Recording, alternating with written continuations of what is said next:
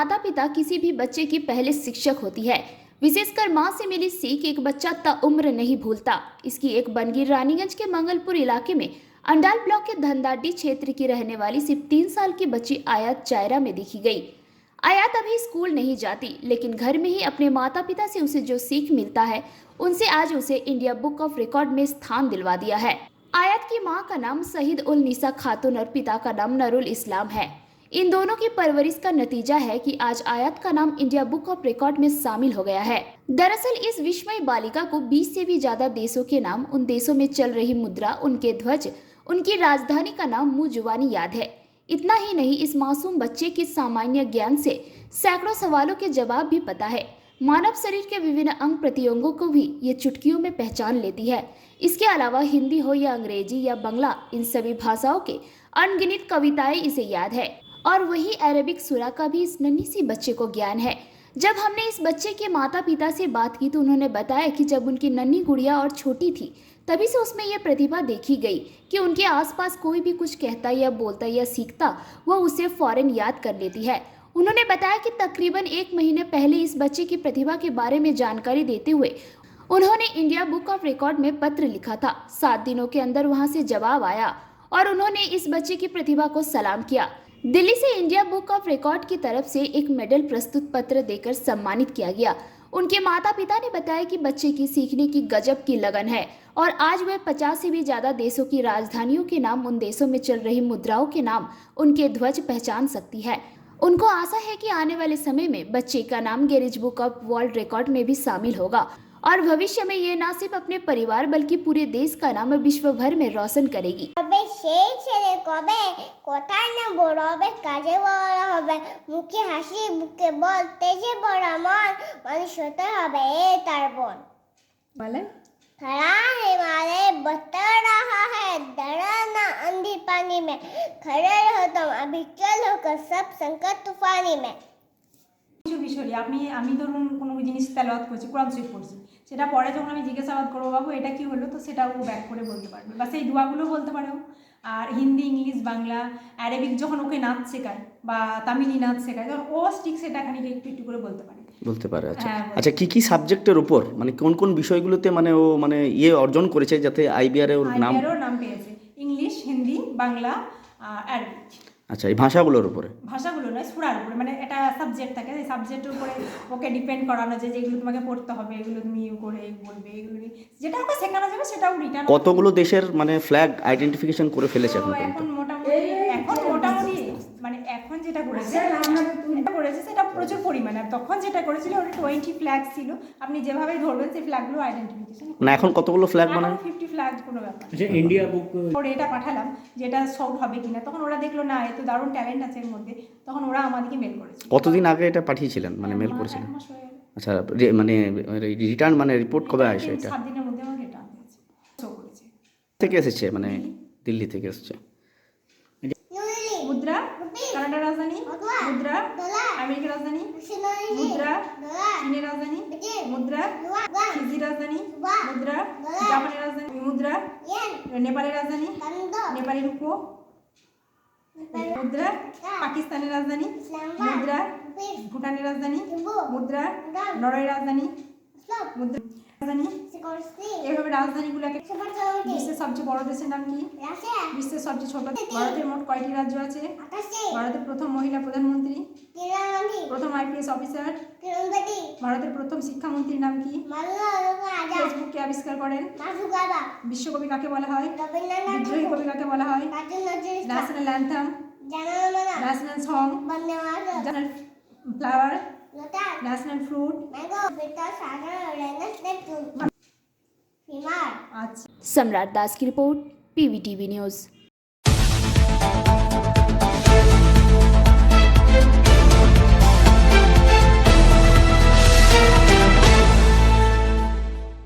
रानीगंज बाजार क्षेत्र के विभिन्न हिस्सों में सड़क जागरूकता बढ़ाने के लिए आसनसोल दुर्गापुर पुलिस कमिश्नरेट के रानीगंज थाना व रानीगंज ट्रैफिक गार्ड ने शनिवार सुबह रानीगंज के रॉबिन्सन स्टेडियम में जागरूकता रैली निकाली, जहां पुलिस प्रशासन के उच्चाधिकारियों के साथ रानीगंज टीडीबी कॉलेज के एनसीसी कैडेट के साथ सीपीबीएफ कर्मी व रानीगंज रेफरी एसोसिएशन के सदस्य भी शामिल हुए। वहीं आसनसोल दुर्गापुर पुलिस कमिश्नरेट के एसपी ट्रैफिक प्रदीप मंडल, रानीगंज थाने के इंस्पेक्टर सुदीप दासगुप्ता, ट्रैफिक ओसी चित्तोस मंडल, पंजाबी मोड़ चौकी के आईसी मानव घोष, निमचा चौकी के आईसी रंजीत विश्वास, बल्लभपुर आईसी शिलादित्य बैनर्जी आदि विशेष रूप से उपस्थित रहे। रैली में शामिल सभी ने तरह तरह के बैनर पोस्टर से आम लोगों को सड़क जागरूकता के बारे में बताया।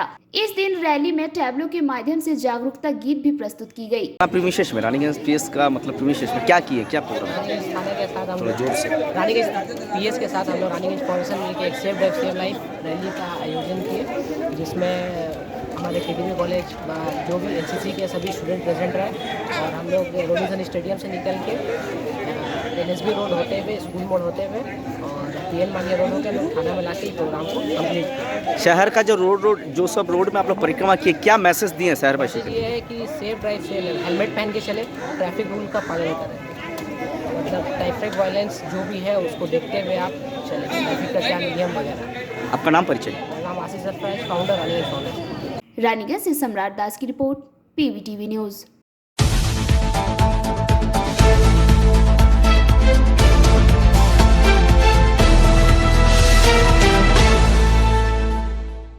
विश्व विकलांग दिवस के अवसर पर खांद्रा प्रतिबंधी कर्मी केंद्र में विकलांग बच्चों को लेकर एक पदयात्रा निकाली गई। पदयात्रा खांद्रा प्रतिबंधी कर्मी केंद्र से शुरू होकर खांद्रा ग्राम मोड़ होते हुए खांद्रा प्रतिबंधी सेंटर में संपन्न हुआ। पदयात्रा का नेतृत्व कर रहे खांद्रा प्रतिबंधी कर्मी केंद्र के अध्यक्ष अरूप कुमार सिन्हा ने कहा, विश्व विकलांग दिवस पर विकलांग बच्चों को लेकर एक सांस्कृतिक कार्यक्रम और प्रतियोगिता आयोजित की गई, जिसमें खांद्रा प्रतिबंधी कर्मी केंद्र के बच्चों ने भाग लिया। आज के प्रतिबंधीদের প্রোগ্রাম তার উদ্দেশ্য কি বলতে চাইছেন? আজকে হচ্ছে ওয়ার্ল্ড ডিসেবল ডে, বিশ্ব প্রতিবন্ধী দিবস। আমরা এই বিধানচন্দ্র প্রতিবন্ধী কর্মকেন্দ্র আপনি হয়তো জানবেন যে 1982 সালে 25শে জানুয়ারি 1982 25 জানুয়ারি মাদার টেরিজা এটা ইনাগুরেট করেছিলেন। তারপর থেকে আমরা এখানে আমাদের যে সমস্ত কর্মকাণ্ডগুলো চলে, আমাদের এখানে vocational training plus special school for hearing impaired and mentally retarded, এদের প্রত্যেককে নিয়ে আমরা এই দিনটিকে পালন করে থাকি বিভিন্ন রকম অনুষ্ঠানের মধ্যে দিয়ে। আজকে আমরা প্রথমে এখন র্যালি করলাম, এরপর বসে আঁকো সিট অ্যান্ড ড্র কম্পিটিশন হবে, তারপর কালচারাল প্রোগ্রাম হবে, তারপর তাদেরকে একটুখানি ভালো করে একটু লাঞ্চ খাইয়ে আমরা আজকের প্রোগ্রামটাকে এইভাবে আমরা অবজার্ভ করে থাকি প্রত্যেক বছর। আপনার পরিচয়? আমি অনুপ কুমার সিনহা, প্রেসিডেন্ট বিধানচন্দ্র প্রতিবন্ধী কর্মকেন্দ্র। अंडाल से मंथन पासवान की रिपोर्ट, पीवीटीवी न्यूज।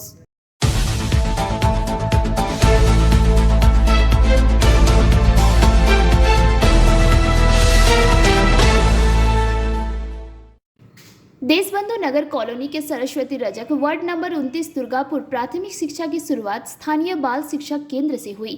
दूसरे चरण में उन्होंने राजकीय हाई स्कूल और फिर रानीगंज के त्रिवेणी देवी भालोटिया कॉलेज में विज्ञान के साथ अध्ययन किया। इसी बीच इलाज के अभाव में सरस्वती ने अपने दादी की मौत देख ली। फिर उसकी लड़ाई शुरू हो गई। उसने डॉक्टर बनने की जिद की, इसीलिए वे नेट परीक्षा देते रही। नेट परीक्षा 2022 में फिर उन्हें अखिल भारतीय आयुर्विज्ञान संस्था AIMS में जगह मिली। अब उनका लक्ष्य डॉक्टर बनकर गरीबों की सेवा करना है। सरस्वती की मां मीना रजक को अपनी बेटी की सफलता पर गर्व है। सरस्वती की सफलता पर पड़ोसियों का भी कहना है कि वह असली सरस्वती जैसी है। सरस्वती का कुछ लोगों ने मधुर स्वागत किया। सभी चाहते हैं कि वह सरस्वती डॉक्टर बनकर क्षेत्र में गरीब लोगों की सेवा करे। নিজে ঘর থেকে পড়াশোনা করেছি, নিটের যে সমস্ত পড়াশোনা আমি নিজে ঘরেই করেছি। কোচিংটা মানে কোচিং বলতে গেছিল? আচ্ছা হ্যাঁ, প্রথমে আমাদের পাড়ার দেশবন্ধুনগরের শিশু শিক্ষা কেন্দ্র থেকে পড়াশোনা করেছি। আর তারপর আমি সাগরবাংলা হাই স্কুলে মাধ্যমিক দিয়েছি। মাধ্যমিকে দেওয়ার পর আমি সায়েন্স নিয়ে পড়েছি ওল্ড গার্লস হাই স্কুলে, ডিপিএল ওল্ড গার্লস দুর্গাপুরে। ওখানে পড়াশোনা করে আমি টিডিবি কলেজে পড়েছি। টিডিবি কলেজে বটানি অনার্স করলাম। বটানি অনার্স করার পর গ্র্যাজুয়েট হওয়ার পর আমি নিট দিয়েছি। 2022-এও একবার, 2021-এ একবার নিট দিয়েছিলাম। তো 2021-এ নিটে আমার র্যাঙ্কটা একটু পিছিয়ে গেছিলো, 1 লাখ ছিল। তখন না কোচিং ছিল, না মানে কোচিং বলতে কি তখন আমার ওএমআর সিটের আমি কিছুই জানতাম না সম্বন্ধে। তো ওএমআর সিটের যে মার্কিংগুলো সেগুলো সব আউট অফ সার্কেল হয়ে গেছিলো। দেন প্রচুর নাম্বার কাটা যায়, র্যাঙ্কটাও পিছিয়ে যায়। তখন রায়পুর মেডিকেল কলেজে অ্যাডমিশন চান্স পাই। তখন আমি রায়পুর মেডিকেল কলেজে যেহেতু 12 লাখ টাকা ডিমান্ড করেছিল, সেই টাকাটা আমার মা বাবা দেওয়ার সমর্থ ছিল না। আমার মা বাবা আমাকে এত সব জায়গায় এত দূর এগিয়ে নিয়ে এসেছে পড়াশোনা করে, তারপর আমি মা বাবার কাছ থেকে কী করে অত টাকা দিতে বলি? আমি বললাম যে না, আমাকে মা বাবা বলছিল যে আমি দেবো, অ্যাডমিশন করাবো। বললাম না, আমার দরকার নেই, আমি আবার পরীক্ষা দেবো, ওএমআর সিটে যাতে এবার আউট অফ সার্কেল না যায় সেটাও আমি ঘরে প্র্যাকটিস করব। প্র্যাকটিস করে পড়াশোনা করে আমি 19 ঘন্টা পড়াশোনা করতাম, 24 ঘন্টার মধ্যে 19 ঘন্টা পড়াশোনা করে 4 ঘন্টা ঘুমাতাম, 1 ঘন্টা খাওয়া দাওয়াতে চলে যেত আমার। ওই সমস্ত কিছু করার পর তারপর আমি পড়াশোনা করেছি। দেন আমি আবার 2022-এ মেডিকেল দিয়ে এখন আমার এই র্যাঙ্কটা হয়েছে। সেটা বলে বোঝাতে পারবো না, মানে এতটাই আমার মানে ভিতরে মানে মানে ভালোবাসা জেগেছে মেয়ের প্রতিতে, মানে কি বলবো, বলতে পারছি না আর কি আমি মেয়ের জন্য। আপনার স্বামী কি করে? আমার স্বামী লোকের বাড়ি বাড়ি গিয়ে সারায়, ওই যা হয় প্রতিদিন ধরুন কোনো দিন 100 টাকা, কোনো দিন হলো না, কোনো দিন ঘুরে আসলো, মানে যেরকম একটা হয় এভাবে দিয়েই আমাদের সংসার চলে। হ্যাঁ, আমি চাই যে সরকার যেন আমার পাশে থাকে। সত্যি তো আমি আজকে এমসে ধরুন ভর্তি করছি, কিন্তু এমসের যে আগে যে যাবে আমি কী করবো আমি ভেবে পাচ্ছি না। আমি চাই যেন সরকার যেন আমার কাছে, আমার মেয়ের পাশে যেন থাকে, এটাই আমি। আমার নাম মিনা রজক। হ্যাঁ, আমি ওনার মা। সরস্বতী রজক। হ্যাঁ, অনেকটা গর্বিত, অনেক গর্বিত, মানে ভাবতেই পারিনি যে এই অবস্থায় থেকে এত মানে সাফল্য। মানে দিল্লির হ্যাঁ, এখানে কি বলবো, আমরা খুবই গর্বিত যে ওই রকম একটা জায়গার মধ্যে চান্স পেয়েছে পাড়া প্রতিবেশী হিসাবে। ঠিক আছে, আগামী দিনে আশা করব তার স্বপ্ন যেন সফল হয়, এবং এই জন্য যাতে পাড়া প্রতিবেশী যারা আছে যদি কিছু হেল্প করার হয় সেই হেল্পটা যদি করে। খুবই গরিব, খুবই আর্থিক অবস্থা খুবই খারাপ, এই অবস্থায় থেকেই যে এতটা সাফল্য এনেছে এই জন্য সত্যি খুবই গর্বিত। কি নাম আপনার? আমার নাম পশুপতি রজক। दुर्गापुर से निमाई दास की रिपोर्ट, पीवीटीवी न्यूज।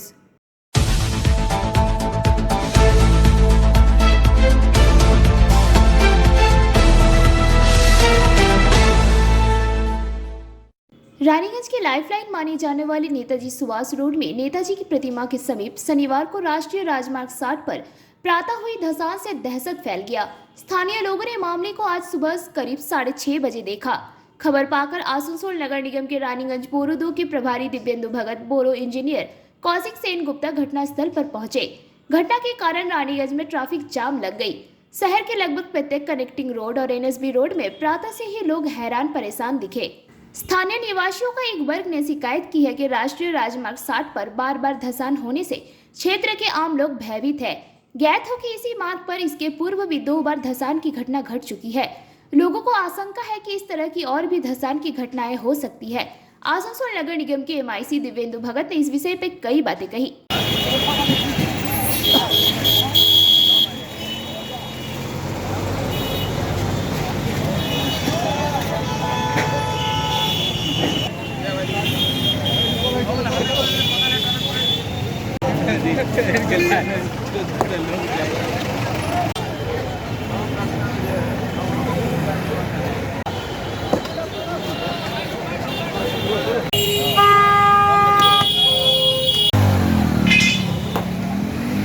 মুহূর্তে ঠিক আমরা চলে এসেছি খনি অঞ্চলের শহর রানীগঞ্জের রাষ্ট্রীয় রাজমার্গ 60-এর উপর রয়েছি। রাষ্ট্রীয় রাজমার্গ 60-এর ঠিক এই জায়গায় রয়েছি, সামনে মারওয়ানি হসপিটাল এবং এখানে রয়েছে নেতাজি সংলগ্ন স্ট্যাচু এরিয়া, যেখানে আপনাদেরকে আমাদের ক্যামেরার মাধ্যমে দেখাবো সেই দৃশ্য। সকালবেলায় দোকানদাররা তাদের মানে নিয়মিত যেরকম দোকান খুলতে আসে সেইভাবে আজকেও এসেছিল। তারা হঠাৎ দেখতে পায় নেতাজি মোড় সংলগ্ন এরিয়ায় স্ট্যাচুর সামনে একটা ধস এখানে শুরু হয় ছোট ডায়ামিটার নিয়ে। বেলা বাড়ার সাথে সাথে সেই ধসের পরিমাণ মানে পরিধি ডায়ামিটার আস্তে আস্তে বাড়ছে, এবং সেই খবর পেয়ে এলাকার মানুষ ভীত এবং সন্তুষ্ট। খবর পেয়ে উপস্থিত হয় আসানসোল কর্পোরেশনের ভারপ্রাপ্ত এমএমআইসি দিব্যেন্দু ভগত মহাশয়, রানীগঞ্জ বোরো 2 যে বিভাগীয় দপ্তর আছে কর্পোরেশনের অ্যাসিস্ট্যান্ট ইঞ্জিনিয়ার কৌশিক সেনগুপ্ত মহাশয়, ট্রাফিক ওসির নেতৃত্বে চিত্তাতোষ মণ্ডল মহাশয়ের নেতৃত্বে সকাল থেকে ট্রাফিক নিয়মাবলী এখানে মেনটেন করে ওনারা চলছেন। কারণ এটাই রানীগঞ্জ শহর NH60-তে যানজট প্রায় ক্রমাগত লেগেই থাকে, সেই কারণটাকে তিনি ক্রমাগত মেনটেন করে চলছেন। সকাল থেকে উপস্থিত হয়েছেন রানীগঞ্জ থানার আইসি সুদীপ্ত দাশগুপ্ত মহাশয় এবং এবং পুরো টিম অ্যাসিস্ট্যান্ট ইঞ্জিনিয়ার বড় টুয়ের পুরো টিম এসে জায়গাটাতে পুরো মানে কাজ চলছে। এখনও সেই দৃশ্য আপনাদেরকে দেখাবো। ইয়ে দিয়ে পুরো বড় কর্পোরেশনের ইয়ে দিয়ে পুরো ঘেরা হয়েছে এবং নিয়মিত কাজ চলছে। কত তাড়াতাড়ি এই ধসের এরিয়াটাকে, এই জায়গাটাকে বুঝিয়ে যান চলাচল নিয়মিত করার কতক্ষণের মধ্যে করবে সেই বিষয়টি আমরা কথা বলে নেব বড় টুর assistant engineer MIC Dibendu Bhagat মহাশয়ের সাথে। আরও বিস্তারিত জানতে সঙ্গে থাকুন, আমি সম্রাট।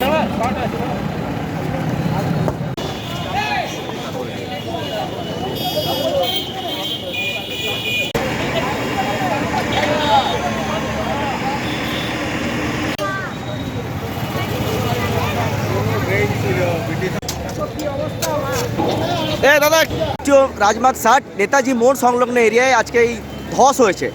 মানে এখানে স্থানীয় দোকানদারদের দাবি যে সকাল 5:30 6টার সময় এই ধস দেখা যায়। প্রথমে ডায়ামিটার ছোট ছিল, আস্তে আস্তে বাড়ছে। কি বলবেন এই বিষয়টা নিয়ে? আমরা খবর পেয়েছিলাম সকাল থেকে একটা এই ধসটা হয়েছে, সেই মতো আমাদের লোকজন আমরা নিয়ে এসেছি, কাটাকাটি করে দেখছি ধসটা কতটা আছে, সেই অনুযায়ী আমরা ব্যবস্থা নেব। আপনার নাম পরিচয় স্যার? সকাল দিকে এখানে একটা ধস হয় যেটা ডায়ামিটার ছোট ছিল, আস্তে আস্তে বেলা বাড়তে বাড়তে তার ডায়ামিটারটা বাড়ছে।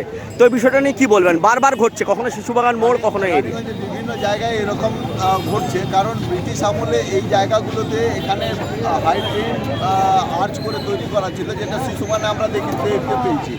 এরপরে এখানেও এরকম ধস হয়েছে এবং আসানসোল মিউনিসিপ্যাল কর্পোরেশনের সকল আধিকারিকরা এখানে সকাল সকাল খবর পাওয়া মাত্র এখানে পৌঁছেছেন। এখানে ট্রাফিক পুলিশ থেকে শুরু করে পুলিশ প্রশাসনের লোকরা পৌঁছেছেন এবং এই এলাকায় যান চলাচলে যে বন্দোবস্ত সেটা ওনারা দেখছেন এবং তার সঙ্গে কর্পোরেশন রাজমার্গ 60 নেতাজি সংলগ্ন এরিয়াতে, নেতাজি স্ট্যাচু সংলগ্ন এরিয়ায় মানে কি দেখছেন এখন ঘুরে? সকালে একটা ধস হয়, ডায়ামিটার ছোটো থেকে আস্তে আস্তে বাড়তে থেকে বেলা বাড়তে বাড়তে। আমাদের এটা কোল মাইন এরিয়া, এই এরিয়াতে ধসের একটা প্রবণতা থাকে।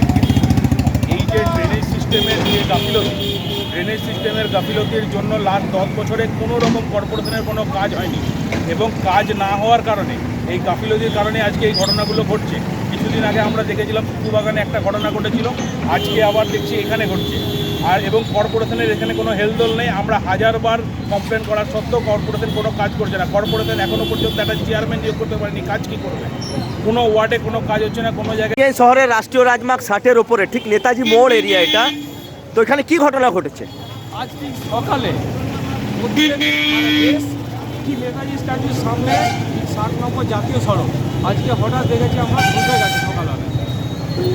কি বা কি কারণ কি মনে হচ্ছে? মূলত এখানে একটা কুয়ো ছিল, আমরা শুনেছি, আমরা দেখিনি, এমনকি কার মুখ দিয়ে আমরা শুনছি এখানে নাকি একটা ছোটো মাইন্স ছিল। যাই হোক, যে কারণে হয়ে থাকুক, কিন্তু আমার মনে হয় একই জায়গায় বারবার ঘুষে যাওয়া, প্রশাসনের দৃষ্টিভঙ্গিটা আরেকটু পাল্টে আর নতুন টেকনোলজিতে এই জায়গাটাকে তৈরি করা উচিত। কারণ রানিগঞ্জের মানুষ প্রচণ্ড রকম আতঙ্কের মধ্যে আছে, কারণ সাধারণত আমরা এমনিতে একটা ধস আর গ্যাসের মধ্যেই আছি। তারপর সকালে ঘুম থেকে উঠে পরে যখন আমরা একটা ধসের কথা শুনি, সাধারণ মানুষ সে আমরা আতঙ্কের মধ্যেই আছি। সকালবেলায় এসে দেখলাম যে এখানটাতে পুরো একদম ধসে গেছে। হ্যাঁ, চারদিকে লোকের ভিড়, আমরা তো ভয় খেয়ে গেলাম। এর আগেও পুনরাবৃত্তি হয়েছে, শিশুবাগান এলাকায় এরকম একটা ঘটনা ঘটেছিল। হ্যাঁ, তারে মিউনিসিপ্যালিটির লোক, বড়োর লোক তাড়াতাড়ি এসে এটা একটু ইয়ে করেছে, মানে ওরা যে রিপেয়ারিং করছে। প্রথম যখন মানে ফার্স্ট যখন আজকে দোকান খুলতে এলেন তখন মানে আকার কত বড় ছিল ওই গর্তটা? তখন ছোট ছিল। আচ্ছা, আস্তে আস্তে অনেক বড় আকার ধারণ করেছে, বাড়ছে। আচ্ছা, মানে আপনারা কতটা মানে টেনশন নিয়ে নিয়েছিলেন? টেনশন তো একটু আছে এরিয়ায়। মানে আজকে কি দেখলেন সকালবেলায়, কি ঘটনা ঘটেছে? আচ্ছা, আপনি কখন এসেছিলেন দোকান খুলতে? সকাল দিকে এখানে একটা ধস হয় যেটা ডায়ামিটার ছোট ছিল, আস্তে আস্তে বেলা বাড়তে বাড়তে তার ডায়ামিটারটা বাড়ছে। তো এই বিষয়টা নিয়ে কী বলবেন? বারবার ঘটছে, কখনো শিশুবাগান মোড়, কখনো এই বিভিন্ন জায়গায় এরকম ঘটছে, কারণ ব্রিটিশ আমলে এই জায়গাগুলোতে এখানে হাইড্রেন আর্চ করে তৈরি করা ছিল, যেটা শিশুবাগানে আমরা দেখতে পেয়েছি। এরপরে এখানেও এরকম ধস হয়েছে এবং আসানসোল মিউনিসিপ্যাল কর্পোরেশনের সকল আধিকারিকরা এখানে সকাল সকাল খবর পাওয়া মাত্র এখানে পৌঁছেছেন। এখানে ট্রাফিক পুলিশ থেকে শুরু করে পুলিশ প্রশাসনের লোকরা পৌঁছেছেন এবং এই এলাকায়। रानीगंज से सम्राट दास की रिपोर्ट, PVTV न्यूज़।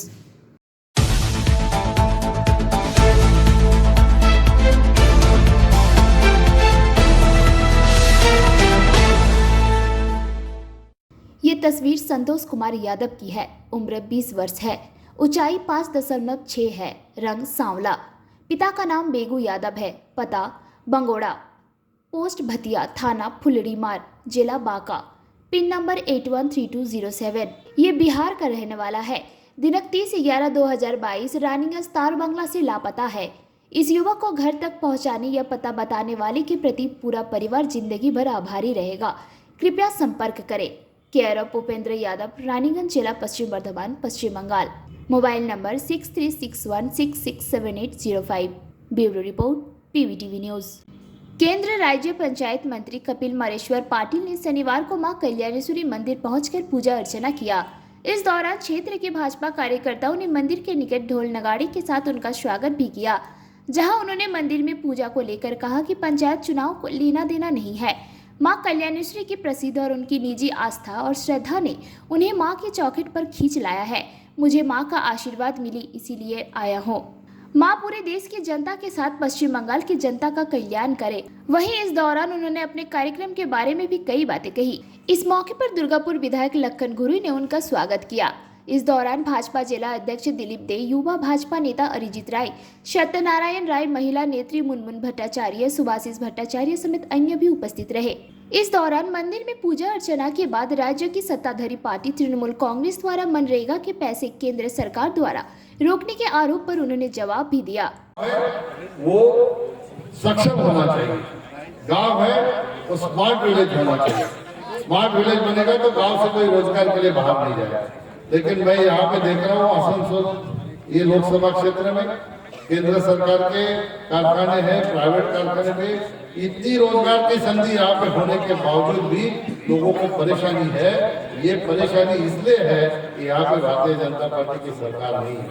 ये सही तरह से जब सभी को रोजगार मिले ऐसा हम लोग चाहते हैं, तो आने वाले चुनाव में इतनी मेहनत करिए कि सरकार यहाँ पे भारतीय जनता पार्टी की बने। जो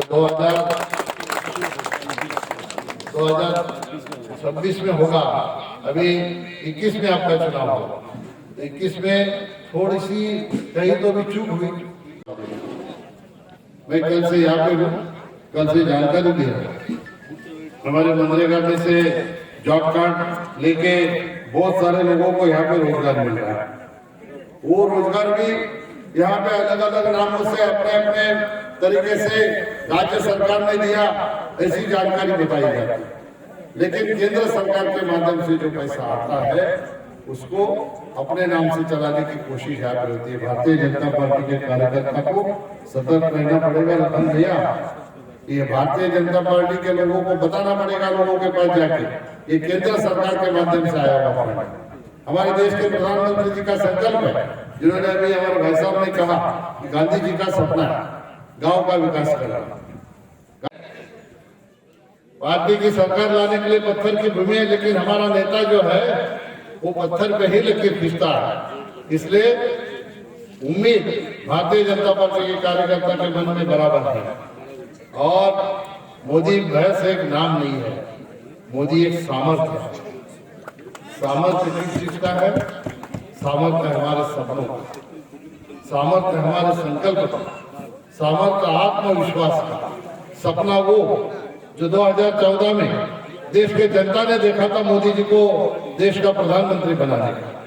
और सुबह तो मिश्रा जी, राजेश सिन्हा जी, अमित गुराई जी, सुभाषिष भट्टाचार्य जी, दिवाकर पाल जी, अजित राय जी, अमिताभ ओबराय जी, उपस्थित सभी भाई और बहनों सभी के नमस्कार।